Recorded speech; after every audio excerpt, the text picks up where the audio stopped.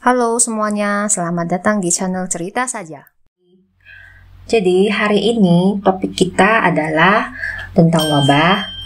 Dan wabah itu adalah penularan penyakit dalam skala besar pada masa tertentu dan waktu yang tertentu.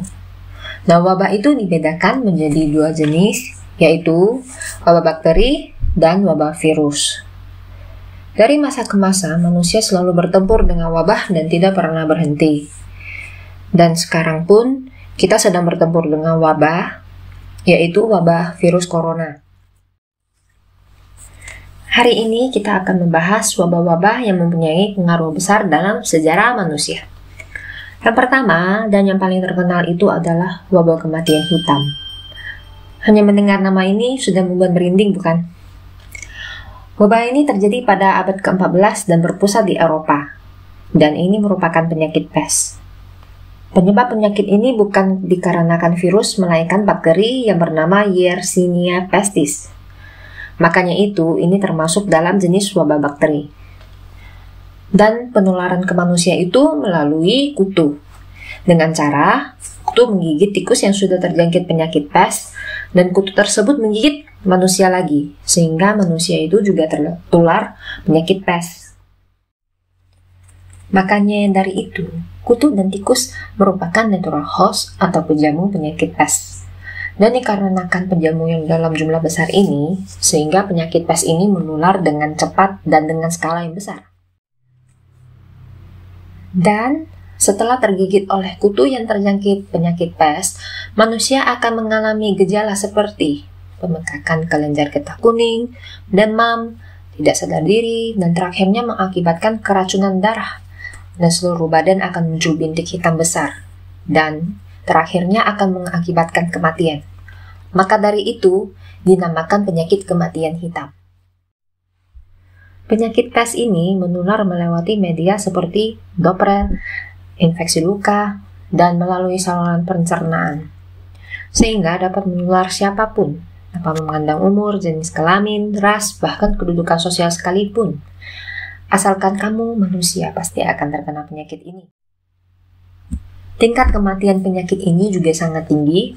Dari masa tertular sampai kematian hanya perlu waktu tidak lebih dari seminggu.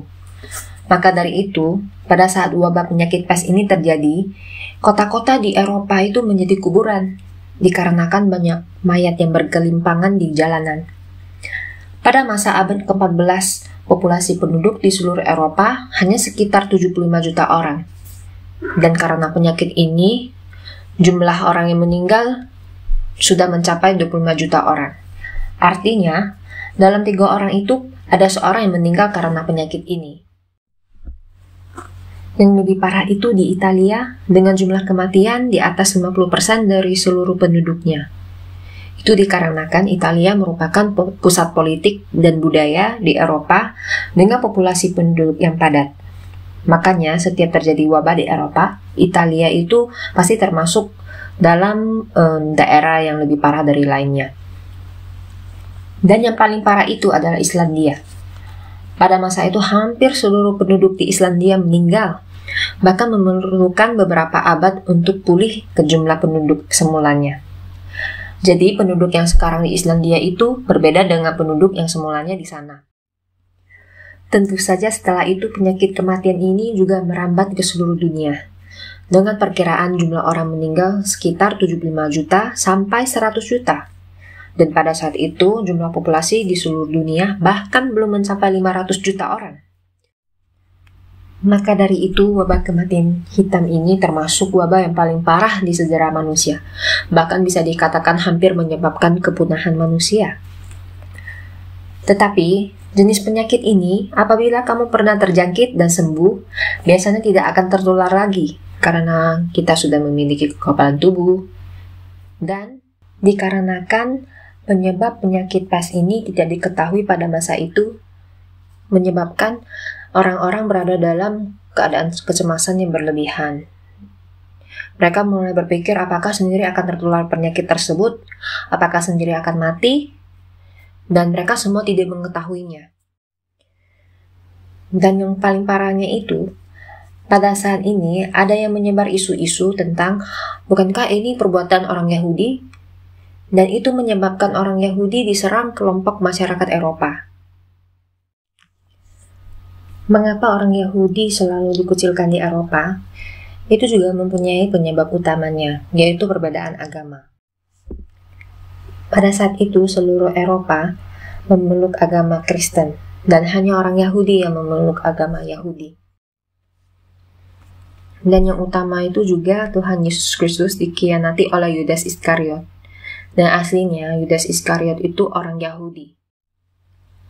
Maka dari itu apabila ada hal-hal yang buruk, orang-orang pemeluk agama Kristen yang pertama kalinya pasti terpikir itu perbuatan orang Yahudi. Pada masa wabah melanda, Venesia merupakan kota yang pertama kalinya melakukan tindakan pemaksaan yang ketat. Karena orang-orang mulai menyadari penyakit pes ini menular ke daerah yang lebih jauh dengan menggunakan kapal. Kota di atas air seperti Venesia langsung melakukan tindakan penutupan pelabuhan, dan kapal yang berhenti di pelabuhan harus dikarantina selama 40 hari. Dan menurut mereka, cara ini berhasil mencegah penyebaran penyakit, dan negara lainnya mulai mengikuti cara tersebut dan bahkan digunakan sampai hari ini. Pada masa itu, kapal banyak digunakan sebagai sarana transportasi utama. Sedangkan untuk masa sekarang kita memiliki banyak pilihan sarana transportasi, seperti kapal, pesawat, mobil, dan lain-lainnya. Maka dari itu, apabila ingin mengontrol situasi wabah, kita harus memotong sarana transportasi utama kita. Asal-usul bahasa Inggris, karantina, quarantine, itu juga muncul di masa itu yang artinya 40 hari dalam bahasa Venesia. Pada masa abad ke-14, Genghis Khan menjajah seluruh Eropa Timur dan Asia dan menguasai di atas setengah populasi yang ada di seluruh dunia dan membangun kekaisaran yang paling besar dalam sejarah manusia, yaitu Kekaisaran Mongolia.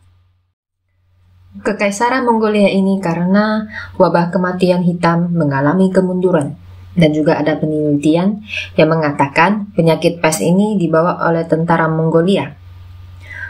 Penyakit pes ini diduga dari salah satu jenis tikus hitam di Mongolia. Pada zaman dahulu, wabah selalu dikaitkan dengan peperangan. Bahkan ada pepatah yang mengatakan di depan ada pasukan, di belakang selalu diikuti oleh wabah.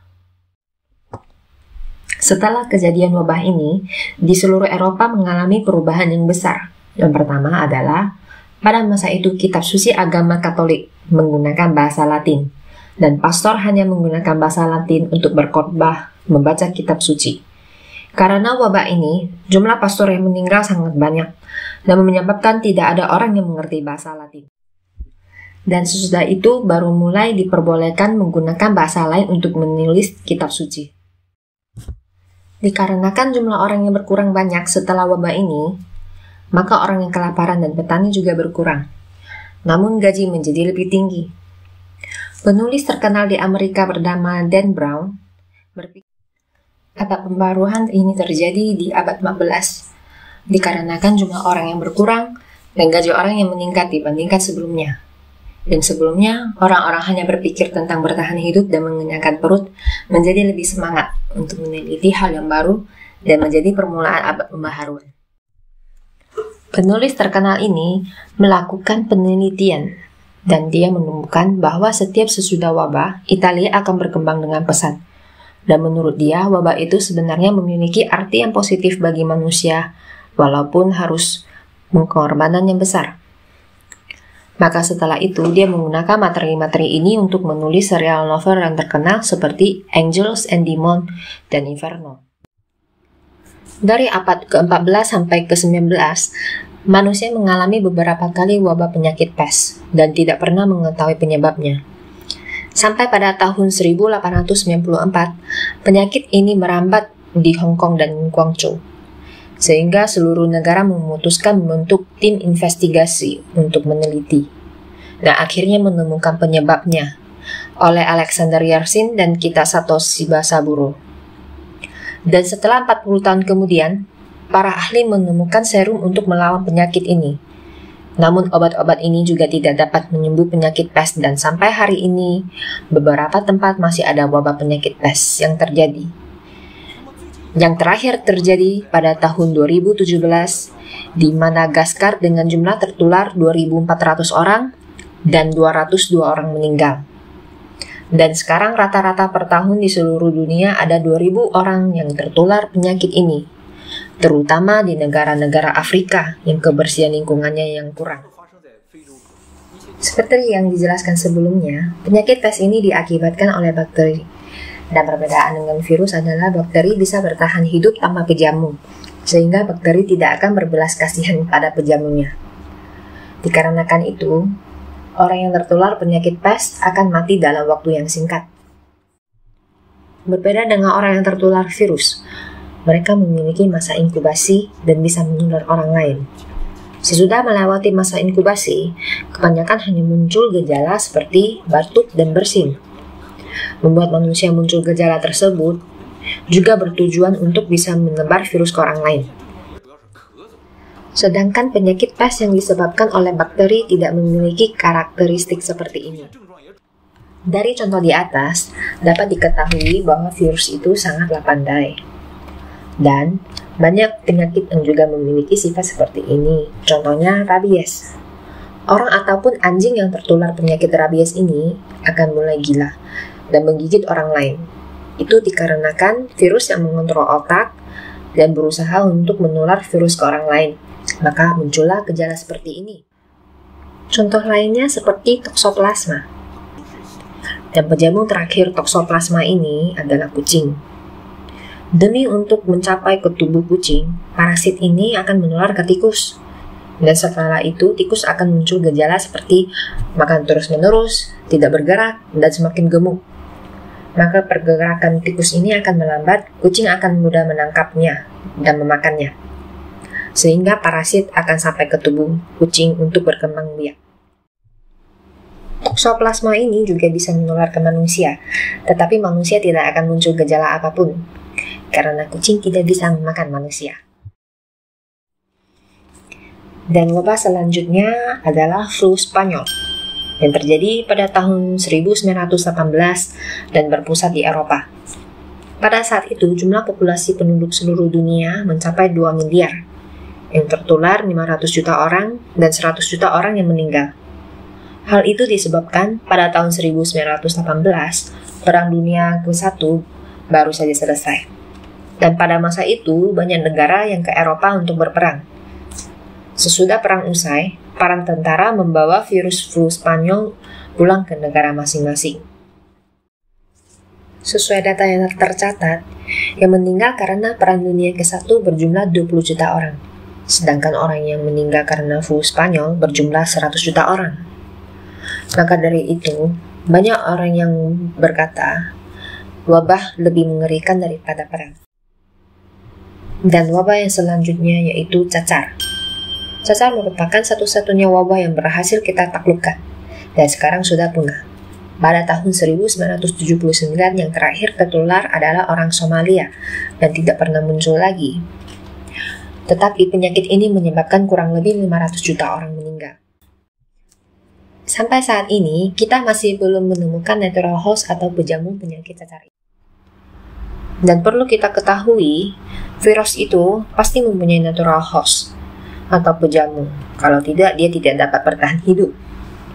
Maka dari itu, kita tidak dapat mengetahui asal-usul penyakit cacar ini. Dan berkemungkinan, natural host atau pejamunya sudah punah. Menurut penelitian, orang yang paling pertama terkena penyakit cacar itu adalah orang Mesir, karena para ahli menemukan gejala penyakit cacar di tubuh mumi Firaun 3000 tahun yang lalu. Sebenarnya dalam sejarah, manusia juga pernah memanfaatkan virus untuk mencapai tujuan. Seperti pada akhir abad ke-18, orang Inggris membawa kelinci ke Australia, dikarenakan pada masa itu memburu kelinci sangat populer di kalangan orang Eropa. Dan mereka membawa kelinci ke Australia dilepaskan untuk berburu. Tetapi perkembangan biakan kelinci ini terlalu cepat sehingga membuat orang Inggris terkejut. Yang pertamanya hanya membawa 12 ekor ke situ. dalam beberapa tahun berkembang biak menjadi 10.000 ekor dan paling banyak mencapai 800 juta ekor.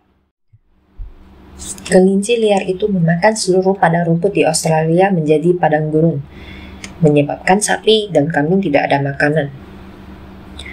Maka itu pemerintah Inggris menggunakan virus yang bernama myxomatosis yang hanya dapat menular ke kelinci dengan tingkat kematian 99% dan mencapai hasil yang memuaskan. Namun pada tahun kedua, tingkat kematiannya menurun menjadi 90%. Kemudian beberapa tahunnya menjadi 70%, sampai sekarang sudah hampir tidak mempunyai pengaruh sama sekalinya pada kelinci. Virus ini semakin tidak berpengaruh pada kelinci liar dikarenakan herd immunity atau kekebalan kelompok. Karena peristiwa inilah, pada pandemi corona ini, pemerintah Inggris menyebutkan konsep herd immunity. Dari sejarah manusia sebelumnya, kita dapat pelajari dan mendapat jawaban bahwa manusia menang melawan virus itu hanya bisa dengan kekebalan kelompok, tidak pernah sekalipun dengan obat. Walaupun pada masa itu berhasil menciptakan obat yang berkhasiat, tetapi itu pun hanya sementara waktu, karena virus akan bermutasi. Maka dari itu, yang bisa kita lakukan adalah berdiam di rumah dan menunggu vaksin untuk memperkuat antibodi kita. Jadi, bagaimana kita bisa bertahan hidup dalam wabah ini? Di agama Islam, ada perintah Nabi Muhammad jika terjadi wabah penyakit, yang berbunyi, jika kalian mendengar tentang wabah-wabah di suatu negeri, maka janganlah kalian memasukinya. Tetapi, jika terjadi wabah di suatu tempat kalian berada, maka janganlah kalian meninggalkan tempat itu.